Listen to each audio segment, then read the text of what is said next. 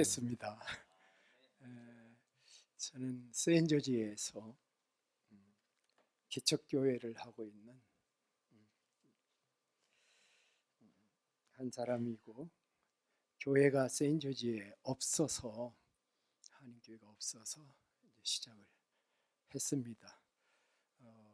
매우 외롭고 한인들 만나기도 어렵고, 그런데 오늘 여러분의 교회에서 여러 성도님들을 이렇게 배울 수 있어서 너무 큰 위로가 되고 힘이 되고 참 감사합니다.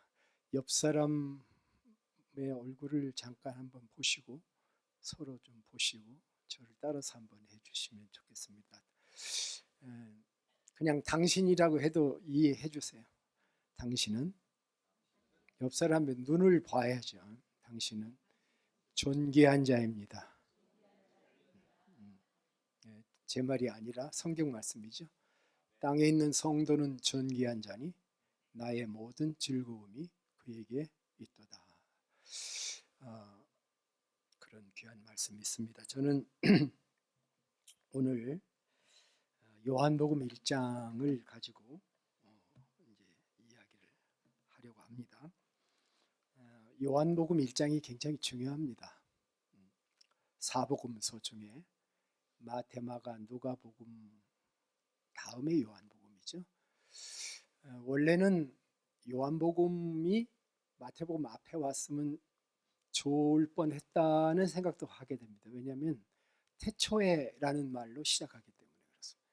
창세기 1장 1절이 태초에로 시작하죠. 신약도 태초에로 시작하면 참 좋겠습니다만은 요한복음에 그렇게 기록되어 있어요. 그러나 처음부터 놀랄 것 같으니까 아마 성경 배열한 분들이 요한복음을 마태, 마가, 누가 뒤에다가 놓은 것 같아 보입니다. 보통 마태, 마가, 누가복음은 세 명의 저자가 관점이 같다고 그래서 공관복음이라고 이렇게 얘기를 합니다. 근데 요한복음은 조금 구성이 달라서 같은 관점이 아니라 좀 관점이 달라요. 그래서 초월된 복음 혹은 독수리 복음, 노는 데가 달라요. 보통 새들은 저 밑에서 노는데 요한복음, 마테마가 그렇게 이름을 붙이기도 했습니다. 마테마가 누가복음을 볼 것 같으면 예수님의 출생과 관련해서 또 마리아 얘기도 있고 동방박사 얘기도 있고 그렇게 해가지고 공생애를 시작하시다가 십자가 지시고 죽으시고 부활하시고 승천하신 그런 그 땅에서 일어난 일들을 중심으로 시작을 합니다. 그런데 요한복음은 그 부분이 없어요. 출생에 대한 얘기도 없고 그렇습니다. 갑자기 요한복음은 하늘에서 시작해버려요. 그래서 독수리 복음인 것입니다. 저는 오늘 요한복음 1장의 이 독수리 복음을 통해서 사도 요한이 우리들에게 던지는 메시지가 있다. 물론 말씀이 다 메시지예요.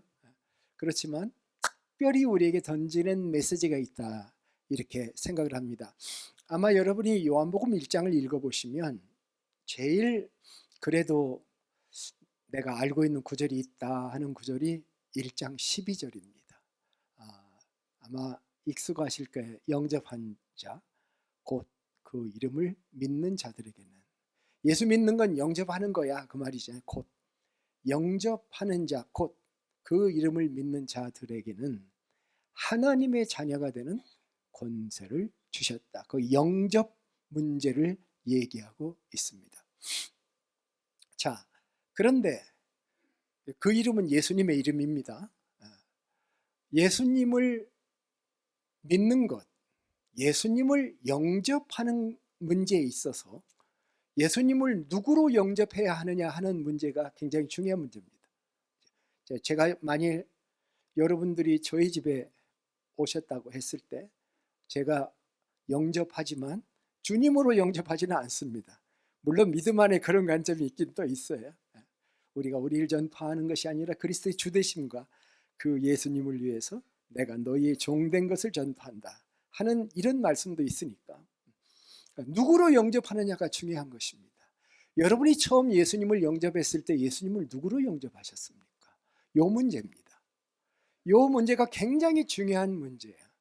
그러니까 제가 지금 말하고자 하는 것은 오늘 그게 1장 12절인데 1장 12절에 나온 영접을 얘기할 때 사도 요한의 머릿속에는 적어도 예수님은 이렇게 영접해야 된다, 이런 분으로 영접해야 된다 하는 컨셉을 요한은 이미 가지고 있었을 겁니다. 그리고 나서 영접 얘기를 한 겁니다. 그런데 그 요한의 그 컨셉은 유대인들은 거절했던 컨셉입니다. 자기 땅에 오매 자기 백성이 영접하지 아니하였으나, 자기 땅은 예수 그리스도의 땅, 하나님의 땅이고 자기 백성은 유대인인데 유대인은 이 예수를 이렇게 영접 안 했다는 것입니다. 그러나 but, 영어 성경에 보면은 12절은 but으로 시작하거나 yet으로 시작합니다. 그러나 영접하는 자에게 하나님의 자녀가 되는 권세를 주신다. 그런데 이거 사람의 생각으로는 이런 영접할 수가 없다. 누가 권한다고 이렇게 영접할 수 없다. 하나님께서 깨닫게 해주셔야만, 하나님께서 믿게 해주셔야만 그것이 가능하다. 다른 말로 하면 하나님이 낳아주셔야만 가능하다. 하나님이 우리를 자녀로 낳아주셔야만 이게 이해가 되고 이 영접이 가능하다. 이렇게 얘기를 하는 거예요. 자, 그러면 핵심으로 들어가서 도대체 뭔 얘기를 하고 싶은 건데, 그게 1절로부터 11절, 10절까지의 내용, 그리고 좀 더 확장하면 18절까지의 내용, 오늘 본문의 내용. 이 본문 안에 예수님은 누구신가? 전제를 하나 드리겠습니다. 우리가 예수님을 너무 좁게 생각합니다. 부활절을 지냈죠? 그 앞에 고난주일을 지냈죠? 많은 사람들은 예수님 생각하면 무슨 생각만 하냐면 나를 위해 죽으시고 부활하신 주님. 그게 복음의 핵심이에요. 사실은 고린도전서 15장에서 내가 너에게 전한 복음을 다시 말한다고 말하면서 이 복음은 성경대로 그리스도가 십자가에 죽으시고 성경대로 사셨다. 예수님의 죽음과 부활의 복음, 이것이 우리가 믿는 복음의 내용이죠. 우리 예수님 생각하면 무슨 생각합니까? 예수님 생각하면 십자가에 달리신 예수님 생각할 수 있습니다. 그리고 부활하신 예수님 생각합니다. 그런데 우리의 이 예수님의 십자가의 죽음과 부활하신 예수님만 영접하면 되는 것인가? 저는 어느 날 요한복음을 읽으면서 이런 인식에 문제가 좀 있을 수 있다, 그런 생각을 할 수 있어요. 초신자일 경우 그럴 수 있다. 초신자에게 복음을 전해서 옆 사람과 앉아서 사역일을 나누거나 전도 복과를 나누거나 어떤 교제를 가지고 복음을 전할 때 하나님이 우리를 사랑하십니다, 우리가 죄를 지어서 하나님과 떠나 있습니다, 그런데 예수님이 이 땅에 오셔서 십자가를 지시고 우리의 죄를 위해 죽으심으로 말미암아 우리의 죄가 대속함을 받고 예수님을 믿음으로 우리는 의롭다 하심을 얻습니다. 따라서 우리는 주님을 나의 주와 구세주로 영접해야 됩니다. Lord and Savior, 주님과 구세주로 주님을 영접해야 됩니다 해서 어떤 사람들이 예수님을 마음에 영접하게 하는 구절을 할 때 요한복음 1장 1절 12절을 보통 얘기하게 됩니다. 퀘스천이 있습니다. 그것이 바로 1세기 요한복음을 기록했던 사도 요한이 의도한 바였느냐 하는 것입니다. 사도 요한은 자기 백성은 영접하지 않았지만 영접한 자에게 하나님의 자녀가 되는 권세를 주겠다고 했을 때 그 영접은 바로 그것이었느냐, 아니면 그것보다 더 다른 무엇이 있느냐? 답은 성경에 있습니다. 1절로부터 10절을 읽어보면 1절로부터 18절까지 요한 요한복음의 서론이라고 말할 수는 오늘 본문의 말씀을 읽어보면 어떤 예수를 말하고 있는가? 이것이 굉장히 중요한 포인트입니다. 자, 우리가 믿음의 초보에 있어서 예수 믿은 지 얼마 안 되었다고 한다면 여러분이 나를 위해 십자가에 죽으시고 부활하신 예수님만 믿어도 가능할 것 같습니다. 그런데 사도 요한이 요한복음 1장에서 말할 때 그 예수는 어떤 예수였느냐? 이것이 오늘의 포인트니까요.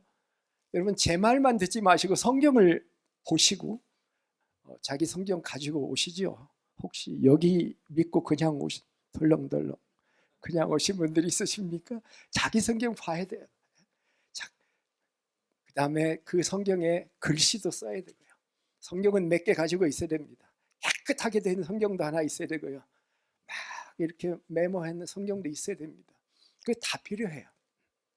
자, 그래서 오늘 말씀에 제가 읽어나가면서 몇 가지만 딱딱딱 짚어드릴 거예요. 예.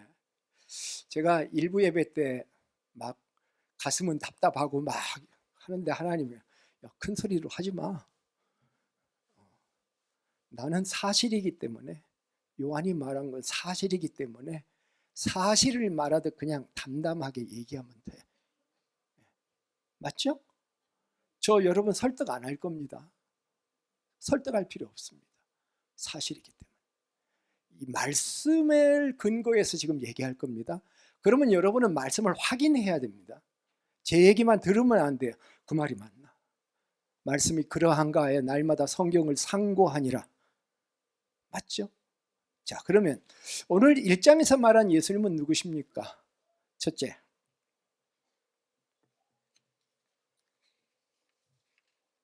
1절을 보시면 됩니다. 태초에 말씀이 계시니라. 그렇죠? 말씀이라는 게 참 애매한 단어예요. 지금 제가 말하는 것도 말씀이고 기록된 것도 말씀이에요. 그렇죠? 선포된 말씀, 기록된 말씀. 그런데 여기서 말씀이라고 할 때 말씀은 인격으로, 인격은 사람에게 하는 말이죠. 사람의 격을 말하는 건데 하나님에게는 인격이라고 말하기는 그래, 위격 혹은 신격. 태초에 말씀이 계시니라라고 말할 때 그 말씀은 그 어떤 존재를 말씀하는 거예요. 그 존재가 무언가를 처음에 안 알려줘요. 왜?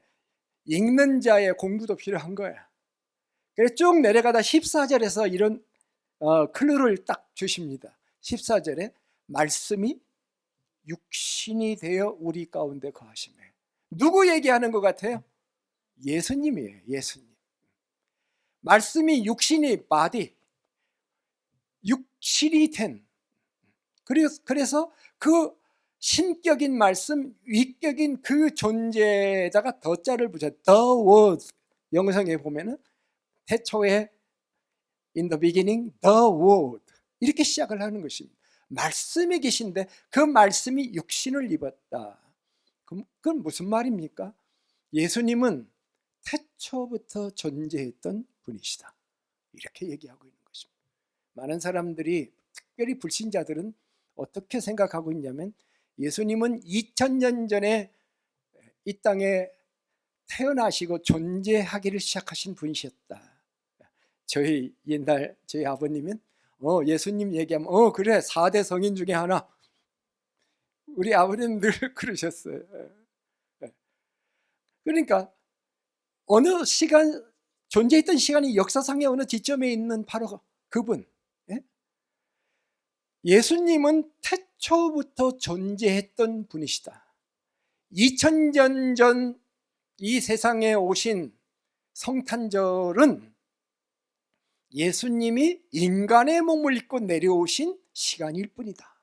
지금 이렇게 이 얘기를 하고 있는 것입니다. 들어보신 적이 없으실런지 모르겠어요.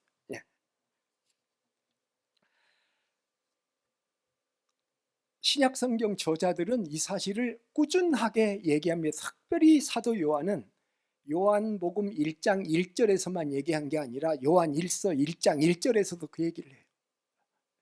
태초부터 있던 생명에 관하여서는 우리가 들은 바요, 눈으로 본 바요, 자세히 보고 우리 손으로 만진 바니라. 뭐예요? 확실한 거다는 거예요. 우리가 정말 체험했다, 우리가 경험했다, 이렇게 지금 표현하고 있는 거죠. 예수님, 그러면 이것은 사도 요한의 생각만이었을까요? 복음서를 보면 예수님은 자기 자신에 대해서 그렇게 인정했을까요? 요한복음 17장 5절에 보면은, 요한복음 17장은 예수님이 하나님께 기도한 기도문이죠. 제자를 위한 기도문인데, 그 기도에 이런 얘기를 해요. 한번 들어보세요. 아버지여, 창세전에 내가 아버지와 함께 가졌던 영화로서 지금도 아버지와 함께 나를 영화롭게 하옵소서. 자, 이 문장 속에 어떤 컨셉이 들어있어요? 예수님이 태초이라고 그랬잖아요. 창세 전에, 같은 말이에요. 창세 전에 존재했다는 말을 예수님이 스스로 하고 계셔요. 그렇죠? 예수님은 분명한 자의식을 가지고 계셨던 분이십니다. 요한복음 8장 25절에도 유대인들이 네가 누구냐 그렇게 물어보니까, 나는 처음부터 너희에게 말하여 온 자니라, 이렇게 대답을 해요. 그날의 처음을 말하는 게 아니에요. 옛날부터 하나님이 말씀을 하시는 그때부터라고 주님이 대답을 하시는 거죠. 신약 성경의 마지막 책인 요한계시록 22장에 보면 나는 알파요 오메가다, 처음과 나중이고 시작과 마침이다, 예수님이 그렇게 말씀을 하셔요. 어떻습니까? 우리는 예수님을 누구로 영접해야 될까요? 성경은 뭐라고 얘기를 하고 있고, 지금 사도 요한은 무슨 얘기를 지금 하고 있는 거예요? 너희들은 예수님을 2000년 전에 있는 분으로 생각하면 안 된다. 예수님은 태초부터 존재하셨던 분이다, 이 얘기를 지금 하고 있는 것입니다. 두 번째, 예수님은 또 누구라고 얘기하고 있는가요? 1절과 2절을 함께 보시면 됩니다. 자, 한번 보세요. 태초에 말씀이 계시니 이 말씀이 하나님과 함께 계셨으니, 하나님과 함께 있었다고 그래요. 자, 제가 누군가 함께 있으면 그 사람과 내가 구분이 되죠. 그런데 그 다음 말에 이 말씀은 곧 하나님이시다라고 또 얘기를 하고 있습니다. 그가 태초에 하나님과 함께 계셨다. 하나님과 구분도 되시는데 그분이 또 하나님이시다, 이렇게 표현하고 있습니다. 사도 요한이 신학자인가요? 논리학자인가요? 아닐 텐데 사도 요한은 엄청난 신학적 얘기를 지금 하고 있는 것입니다. 차별성, 그 다음에 통일성, 이게 삼위일체 교리의 핵심입니다. 한 분은 하나님이신데 차별된 위격을 가지고 계시고 신격을 가지고 계시며 한 분이신 하나님. 지금 사도 요한은 예수님을 누구라고 얘기하고 있냐면 하나님이다라고 얘기를 하고 있는 것입니다. 놀랍죠? 삼위일체 하나님의 존재 방식에 대해서는 여러분, 토론하는 것은 시간 낭비. 하나님은 우리가 모든 것을 이해할 수 있는 존재가 아니십니다.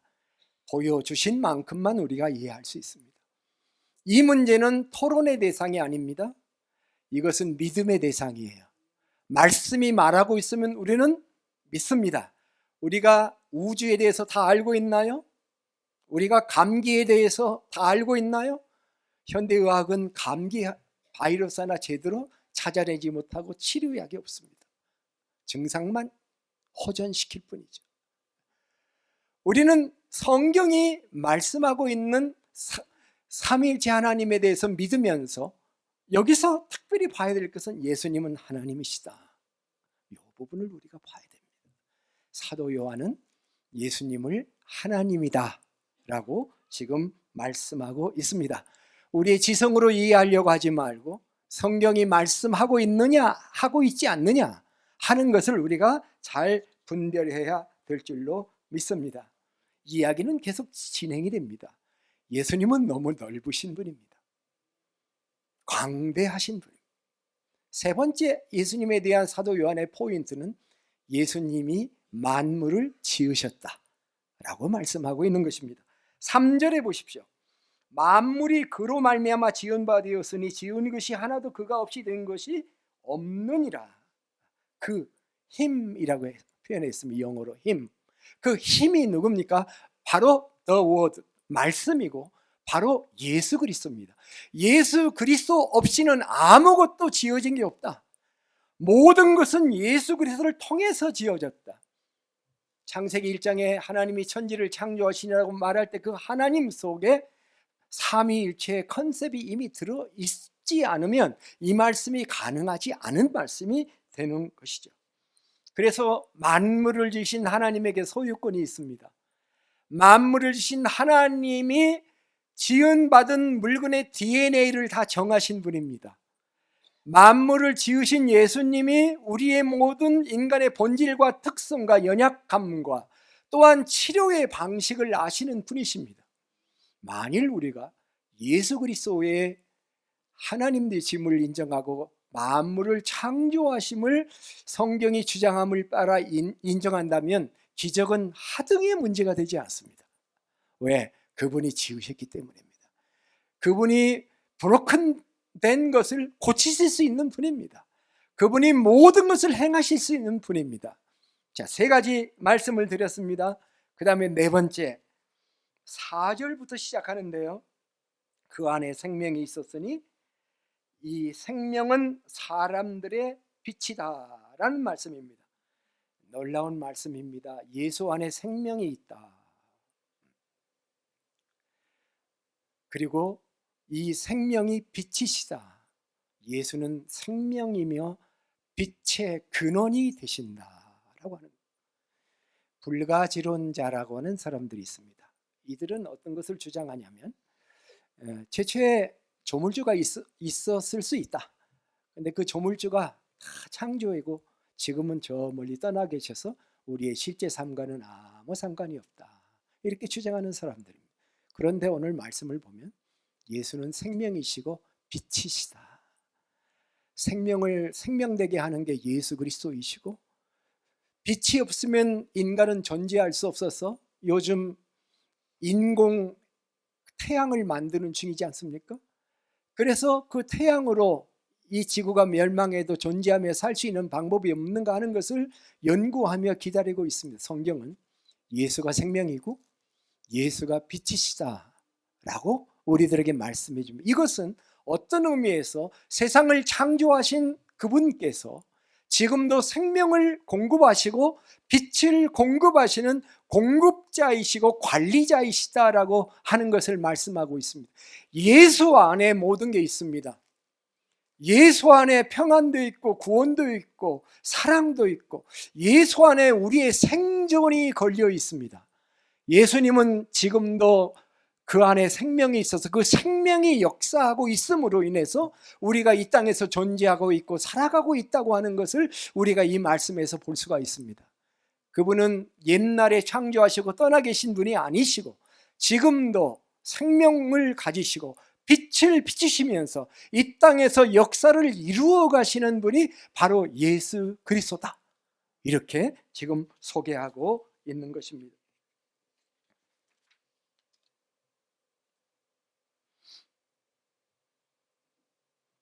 그 다음에 중요한 것이 다섯 번째인데요. 인간의 몸을 입고 오신 예수님에 대해서 9절로부터 11절에 말씀하고 있는데요. 9절 보십시오. 참빛 곧 세상에 와서 각 사람에게 비치는 빛이 있었나니 그가 세상에 계셨으며 세상은 그로 말미암아 지은 바 되었으되 세상이 그를 알지 못하였고 자기 땅에 오매 자기 백성이 영접하지 아니하였으나. 자, 세상이라는 단어가 4번이나 등장합니다. 세상에 찾아오신 예수님. 우리는 가끔 의문이 많습니다. 하나님이 왜 빨리 안 나타나시나 이 땅에. 하나님이 오시면 모든 이 불의와 이 참 협잡이 가득한 세상, 한 방에 끝내질 텐데 그런 걱정을 하기도 하죠. 때로는 우리는 UFO를 상상하면서 외계인이 존재하지 않는가, 왜 외계인이 오지 않는가, 그런 생각을 하면서 외계인을 향해 모든 안테나를 세워놓고 메시지도 보내놓고 무슨 메시지가 오는가 지금도 과학자들이, 천체학자들이 기다리고 있죠.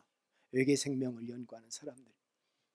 그런데 성경은 예수 그리스도야말로 이 세상에 찾아오신 하나님이시다. 그가 세상을 창조한 하나님이면서도 그는 이 땅에 대한 관심을 끄신 하나님이 아니시고 책임지시는 하나님. 저는 이 하나님이 너무너무 좋습니다. 버리신 하나님이 아니에요. 너희들이 나를 떠났으니까 나도 너희를 떠난다. 잠깐 떠나기는 하지만 떠난 게 아니에요. 떠난 게 아니었어요. 찾아오신 하나님. 정말 예수가 찾아오신 하나님인 것을 너희들이 믿느냐? 그 예수를 너희들이 영접하느냐? 요 문제인 것입니다. 찾아오신 하나님께서는 빛을 비추시는데, 아까 생명과 빛이라 그랬죠. 9절에 이렇게 얘기했어요. 각 사람에게 비치는 빛이라고 그랬어요. 할렐루야. 여러분, 목사에게만 빛을 하나님이 비춰주시는 줄 아십니까? 아닙니다. 각 사람에게 빛을 비춰주시죠. 여러분이 하나님의 빛을 받으시고 살기 때문에 신앙생활 지금 하고 있는 거예요. 각 사람에게 하나님은 빛을 비춰주시는 하나님이에요. 선지자를 보내셔도 통하지 않고 수많은 예언자들을 시대마다 보내도 자기 백성이 듣지를 않아요. 그래서 히브리서 1장에 마지막 날에 하나님께서 자기 아들을 보내셔서 우리에게 하나님의 뜻을 전하게 하신, 문제를 해결하게 하신, 하나님은 인간만 만들어 놓고 책임을 안 진다. 어떤 사람은 그렇게 얘기하지만 책임지시기 위해서 스스로 인간이 되셔서 이 세상에 내려오신 예수님, 내려오셔서 33년 동안 인간의 몸을 입으시고 사신 하나님, 지금 우리가 믿는 예수님은 바로 이러한 예수님이라고 하는 사실입니다. 인간은 하나님이 지으신 하나님의 땅에 살고 있으면서도 그 땅의 주인을 하나님으로 인정하지 않고 그 땅을 뭐라고 이름을 붙이면 자연이라고 이름을 붙입니다. 저는 자연이란 말 되게 싫어합니다. 자연이 뭡니까? 스스로 자자에다 우연 연자입니다. 스스로 우연히 생긴 게 자연이다. 우리는 이 세상의 모든 만물은 하나님이 지으신 것을 우리 믿죠. 그러나 이 세상 사람들은 하나님을 인정하지 않기 때문에 진화론적인 이데올로기를 씌워서 보기 때문에 그게 자연인 것이죠. 하나님은 이 세상을 책임지시는 분이에요. 피조물에게, 만물에다가 하나님을 인식할 수 있는 능력을 주셨다.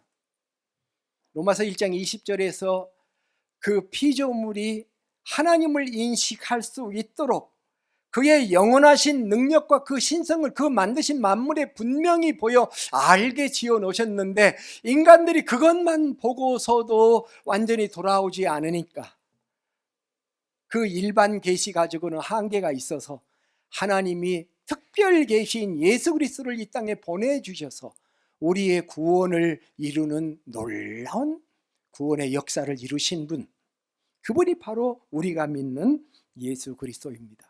하나님은 인간을 포기하지 않으셨습니다. 찾아오셨습니다.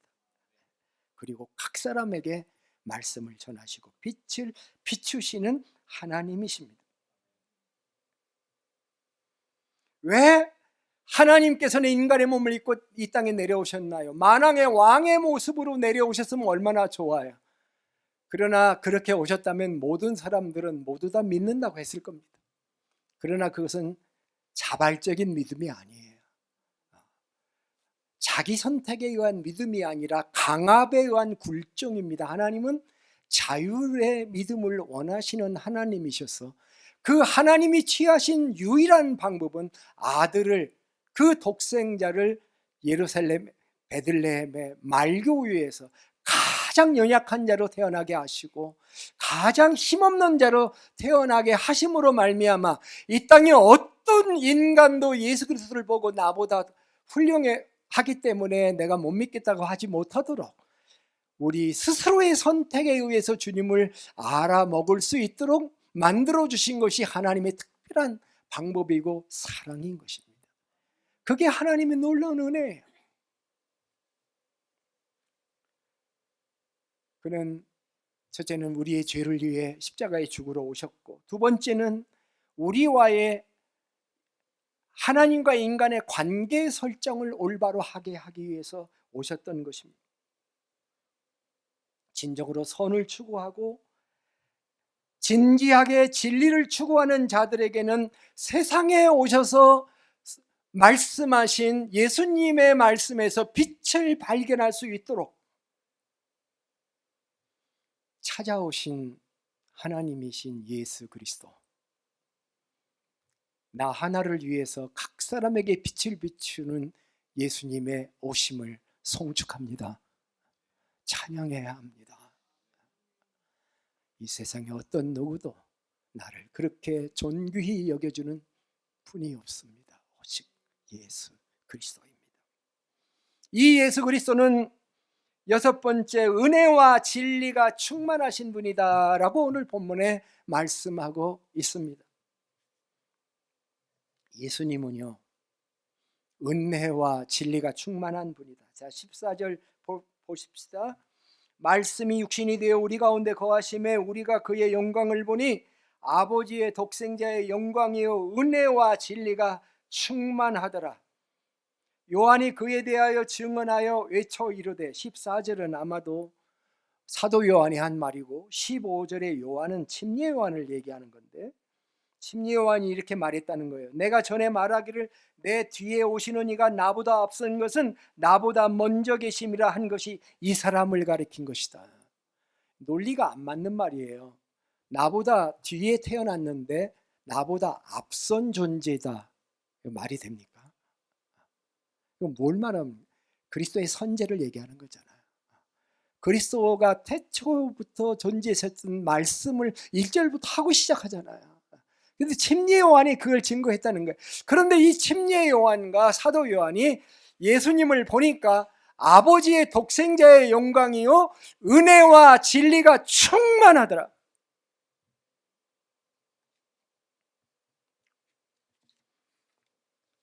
예수님이 왜 이 땅에 오셔야 됐는지 아십니까?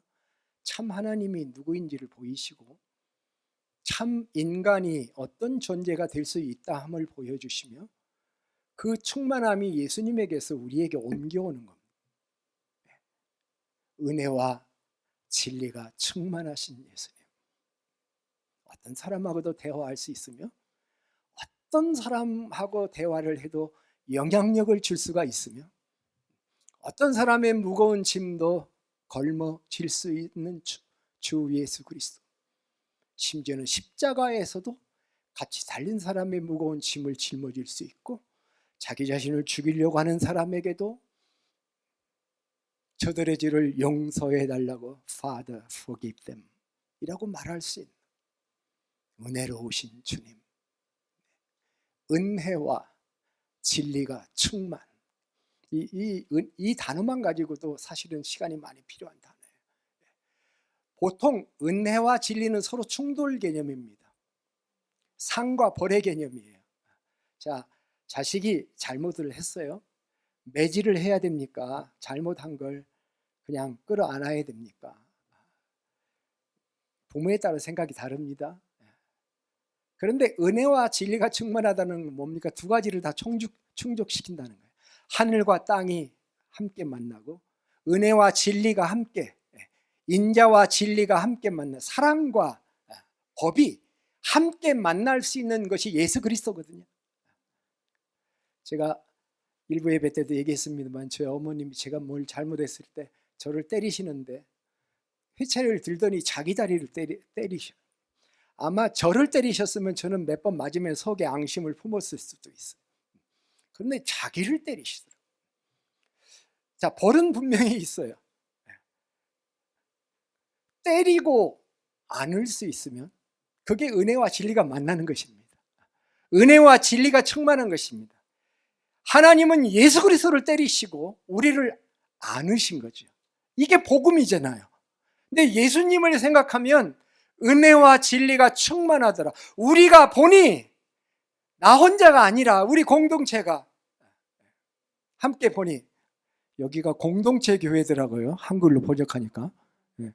그래서 커뮤니티 교회, 교회는 왜 안 번역하는데 커뮤니티 처치라고 하든지 공동체 교회라고 하든지 그렇게 해야 되는 거 아닌가? 제가 잠깐 그런 생각을 했는데 어쨌든 우리는 뭐 하다가 지금 옆으로 샜어요. 이게 딴 얘기를 안 해야 되는데 그래서 은혜와 진리가 함께 만난다는 얘기를 하다가 지금 그랬죠. 우리 예수님은 은혜와 진리가 충만하신 하나님이십니다. 어떻습니까? 이 예수님을 영접할 만하지 않습니까? 예? 누구를 영접하겠습니까? 태초부터 계셨고 하나님이시고 만물을 창조하시고 그 안에 생명과 빛이 있으신 그분, 이 땅에 오신 그분. 그런데 그분을 보니 은혜와 진리가 충만하신 분이야. 나도 그 속에 들어가서 숨 쉴 수 있는 공간이 있어. 나 같은 죄인도. 그리고 나를 위해 십자가에 죽으셨다고 말씀하셨. 우리 그거 믿고 사는 사람들이잖아요. 오늘 기도하신 분도 내가 그리스도와 함께 십자가 못 박혔다. 이제는 내가 사는 것이 아니고 내 안에 그리스도께서 사신다. 이제 내가 사는 것은 뭐에 행행해서 사냐면 나를 사랑하사 나를 위하여 자기 자신을 버리신 하나님의 아들을 믿는 믿음 안에서 나를 사랑하시고 나를 위해 자기 자신을 버리신 자기 목숨을 버리신 하나님의 아들을 믿는 게 믿음이잖아요. 하나님은 나를 사랑하신다. 어느 정도? 목숨 버리신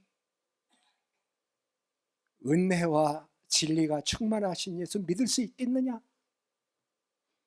너희들이 영접할 예수가 바로 그분이다 알고 믿느냐?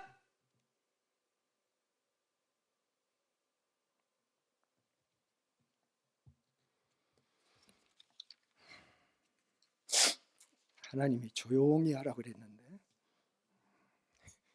목소리가 커졌어요. 죄송합니다.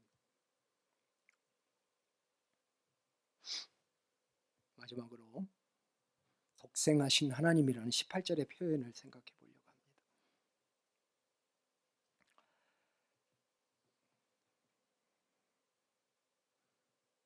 이 말은 이 세상에 하나님을 보여주신 유일하신 분은 예수님이고 언제까지도 유일하신 바로 그분 믿고 우리가 신앙생활을 해야 된다. 지금 그 얘기를 하고 있는 거예요. 예수가 네 하나님이다. 그 말씀을 하고 있는 거예요. 예수님은 우리에게 하나님을 참 잘 가르쳐 주셨습니다. 하나님의 나라가 무엇인지 산상설교에서도 우리에게 가르쳐 주셨고 하나님의 나라의 윤리, 강령이 무엇인지 우리가 어떻게 신앙생활을 해야 될 것인지 마태복음 5장 7절에서 가르쳐 주시고 기도를 어떻게 해야 될 건지를 가르쳐 주시면서 너희는 기도할 때 하나님을 아버지로 보고 기도해야 한다는 컨셉을 우리에게 가르쳐 주신 분입니다. 구약에도 하나님을 아버지로 보는 구절들이 한 15군데 나오더라고요. 그러나 기도에 그것을 인용하는 권면이 없어요. 근데 예수님이 오셔서 하나님은 아버지로 보아야 된다. 이렇게 이야기를 했습니다. 제 딸이 그 신학을 한 전도사인데 어느 날 저한테 이렇게 얘기를 하더라고요. 아버지, 이력서 좀 제대로 써놓고 살다 돌아가셔? 돌아가라는 말을 안 했어요. 제가 하는 말이에요. 이력서 좀 제대로 써놔. 아버지 돌아가면 나 아버지 이력 하나도 모르잖아. 그렇죠? 저도 미국까지 부모님들을 모시고 와서 살았어요. 장모님도 모시고 살았어요. 노인 세 분을 모시고 살다가 다 이전 교회에서 다 돌아가시고 그랬는데, 가장 원망스러운 게 뭐냐면은 아버지를 좀 제대로 인터뷰를 내가 왜 못했지? 어머니를 왜 제대로 인터뷰를 못했지? 출생부터 성장 과정에서 고생한 일, 삶의 위기들, 지금까지 걸어온 길을 좀 인터뷰를 좀 했었으면. 인터뷰를 하나 하긴 했어요. 아버님이 배추 농사, 무 농사를 잘 하셔. 그래가지고 하루는 앉아가지고 배추 어떻게 심어요, 무 어떻게 심어요 다 내가 적었거든. 잊어버렸어. 떠나신 다음에 생각이에요. 내가 아버지의 일획을 제대로 몰랐구나, 어머니의 일획을 제대로 몰랐구나. 지금 혹시 살아계시면 그 일을 해야 돼요. 그래서 자녀들에게 알려줘야 돼요. 슬픈 역사도 아픈 과거도 그것을 극복한 아름다운 희생과 인내도 우리가 기억해야 되잖아요. 우리가 영접하고 주님이라고 믿는 하나님이 어떤 분이신지, 우리가 예수 그리스도가 어떤 분이신지를 모르고 예수님을 영접했다면 그것은 한이 되는 거잖아요. 네가 나를 제대로 알고 있나? 네가 나를 제대로 알고 있냐? 그렇게 얘기하실 거 아니에요. 오늘 말씀을 정리하자면 바로 이것입니다. 내가 영접할 예수님은 누구신가? 그저 우리가 초신자처럼 나의 죄를 위해 죽으시고 부활하신 예수님만 알고 구원받고 그것으로 끝나면 나는 만족할 것인가? 아마 주님은 만족을 못할 것 같은데, 우리가 예수님 할 때 우리의 그 예수님에 대한 생각이 태초부터 쫙 올라가. 만물을 창조하시고 이 땅에 내려오신, 찾아오신, 나의 삶의 굴곡과 위기의 순간마다 나를 찾아오셔서 나를 지금의 나로 살아가게 만들어주신 이 찾아오신 예수님, 은혜와 진리가 충만하신 예수님, 언제나 예수님만 바라다 보면 그 안에서 힘을 얻고 평안을 누리는 이 믿음을 주신 예수님을 우리가 생각해 보아야 하지 않겠습니까? 오늘의 본문은 사도 요한의 요한복음 전체의 서론이자 요약과 같은 말씀입니다.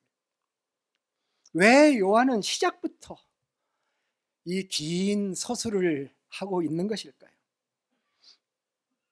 그것이 바로 어떤 예수를 영접하였느냐, 나는 도대체 어떤 예수를 마음속에 두고 살고 있느냐 하는 문제와 연관이 있기 때문에, 다른 말로 하면 사도 요한의 마음속에는 적어도 예수님은 이렇게 인정하고서 신앙생활을 해야 되는 거다, 적어도 너희가 믿는 예수님은 이만한 크기의 하나님이시고 예수 그리스도이시다 라고 하는 것을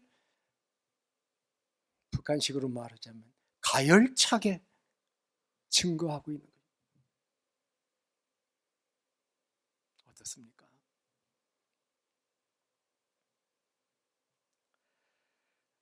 물론 우리는 예수님을 나의 죄를 위해 죽으시고 부활하신 예수님으로 믿습니다.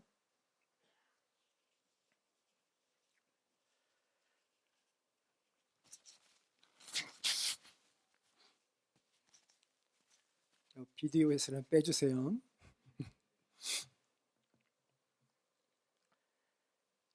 예수님의 죽음과 부활이 우리의 신앙의 핵심 맞습니다. 그게 복음의 내용이죠. 고린도전서 15장 3절 4절에 성경대로 죽으시고 성경대로 부활하사, 그게 복음의 핵심이고 내가 받은 것이고 내가 너에게 전한 것이고 내가 지금도 말하고 있는 복음이다, 그렇게 말씀을 했습니다. 그런데 그 예수 그리스도는 어떤 분인가 하는 것을 더 깊이 묵상하고 한다면 우리의 신앙의 내면은 더욱 확장될 것입니다. 우리가 주님이라고 한마디를 해도 그 주님이 어떤 주님인가가 내 배경에 깔려 있고 그 믿음이 내 안에 있다고 한다면 그 주님 한마디의 말은 태산과 같은 능력이 있는 줄로 믿습니다. 부활하고 8일 만에 여드레를 지나서 도마가 예수님을 만났을 때 나의 주님이시요 나의 하나님이십니다 라고 고백을 했습니다. 부활의 신앙은 예수 그리스도의 하나님 되신 신앙으로 성숙해 가고 승화해 가야 될 줄로 믿습니다. 우리가 영접한 예수님이 바로 이런 분이라고 하는 사실은 우리에게 얼마나 큰 축복일까요? 감당할 수 없을 만큼. 침례 요한이 뭐라고 대답했습니까? 예수님 얘기를 할 때 요한복음 1장 27절에서 나는 그의 신발끈을 풀기도 감당하지 못하겠노라. 마가복음 1장 7절에서는 나는 굽혀 그의 신발끈을 풀기도 감당하지 못하겠노라 라고 말씀했습니다. 어떤 사람은 내가 예수를 영접해 준 게 대단히 예수를 위해 큰 일을 해준 것 마냥 자랑스러워하는 사람들이 있습니다. 무례한 일입니다. 우리는 겸허하게 정말 떨리는 마음으로 정말 죄송한 마음으로 주님이 내 안에 들어오시고 나의 주가 되어주시고 나를 다스려 주시고 생명과 빛을 공급해 주시고 은혜와 진리가 충만하도록 채워주시며 나의 하나님이 되시겠다고 하는 것 그 자체에 우리는 정말 감격해야 됩니다.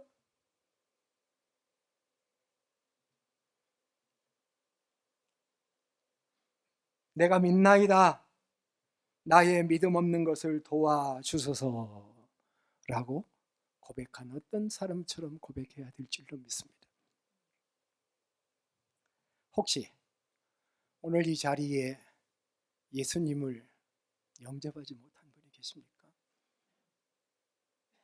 주님, 나는 아무것도 아닙니다. 제가 제 아버지에게 전도할 때 주님을 영접한다고 하는 것을 설명하면서 그분을 주님으로 영접한다는 뜻은 당신이 종의 자리로 내려온다는 뜻이고 그것을 영접하는 게 영접이다라고 설명했을 때 저희 아버님의 첫 번째 대답은 힘들겠군 이었어요. 근데 저는 그 대답에 참 기뻤어요. 아들이 목사니까 그래 영접할게 그러지 않고 힘들겠군 쉽지 않은 일이야 라고 대답. 그러나 만일 그분이 나의 주님이 되신다면 태초부터는 그분이 내 주님이시라면 만물의 창조자이신 하나님이 내 주인이 되신다면 예? 이 땅에 찾아오셔서 문제를 해결해 주시고 은혜와 진리가 충만하시고 보이는 하나님으로 나에게 모든 것을 가이드해 주시는 그분이 내 주인이 되신다면 얼마나 영광스럽겠어요. 트럼프 대통령이 우리 집에 와서 산다면 그럴 일은 없겠죠. 산다면 살게 하겠습니까? 안 하겠습니까? 옛날에 카터 대통령이 여의도 침례교회 주일이 돼서 주일 예배당에 온다고 하니까 안 기분이 뭐니 난리가 나가지고 교회에 에어컨이 하나도 없었는데 에어컨이 열 몇 대를 갖다 씌워줬다는 공짜로 안 가져갔어. 예수님을 영접한다는 게 얼마나 위대하고 영광스러운 사건인데 그분이 내 안에 사신다는 게 얼마나 영광스러운 사건입니다. 여러분이 영접만 하고 예수님은 온데간데 없습니까? 예수님 내 안에 계시죠? 그분과 대화하십니까? 순간순간 대화하십니까? 가이드해달라고 부탁하십니까? 간섭해달라고 말씀하십니까? 내 상황의 문제 속에 개입해달라고 말씀하십니까? 그게 신앙입니다. 주님을 제대로 영접하지 못하셨다면 제대로 영접하시고 그 주님을 주님으로 모시고 살면 여러분의 삶에 큰 변화가 일어날 줄로 믿습니다. 내 고집으로 주님이 권면해도 탁탁 카트하지 말고 내가 한번 손해봐 보시고 내가 주님께 말씀을 듣고 감동이 올 때 헌신해 보시면 손해보는 것 같은데 지나고 보니까 엄청난 하나님의 부여하심으로 경험하게 되는 것이 우리의 일반적인 경험입니다. 말씀 마무리하겠습니다. 요한복음 1장 12절을 앞으로 볼 때 1절로부터 11절까지 보이시기 바랍니다. 그리고 그 예수로 영접하실 수 있기를 주의 이름으로 축복합니다. 그리고 내가 모시는 그분을 내가 모시는 것 자체가 얼마나 영광스러운 것인 것을 깨달아서 감격해야 돼요. 손해본 것처럼 생각하면 안 돼요. 그러면서 그 주님의 인도하심과 더불어 동행하는 하나님의 공동체 교회가 되시기를 주의 이름으로 축복합니다. 기도하겠습니다.